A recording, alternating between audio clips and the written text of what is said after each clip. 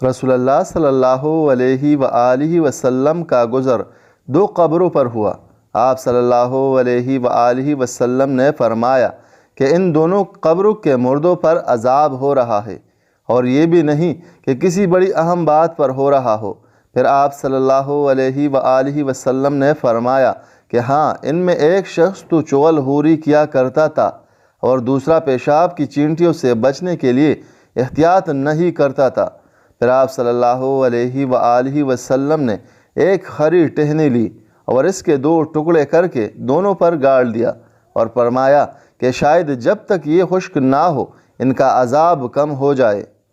نبی کریم صلی اللہ علیہ وآلہ وسلم نے فرمایا کہ بیواؤں اور مسکینوں کے کام آنے والا اللہ کے راستے میں جہاد کرنے والے کے برابر ہے، یا رات بھر عبادت اور دن کو روزے رکھنے والے کے برابر ہے۔ رسول اللہ صلی اللہ علیہ وآلہ وسلم نے فرمایا، تم اپنے گناہوں میں اضافہ کرتے ہو، اسی لیے اپنی توبہ میں اضافہ کرو، کیونکہ اگر کوئی بندہ قیامت کے دن ہر 2 لکیروں کے درمیان استغفار کرتا پایا گیا تو وہ اللہ اس سے راضی ہوگا۔ نبی کریم صلی اللہ علیہ وآلہ وسلم نے فرمایا، خواب کی 3 قسمیں ہیں۔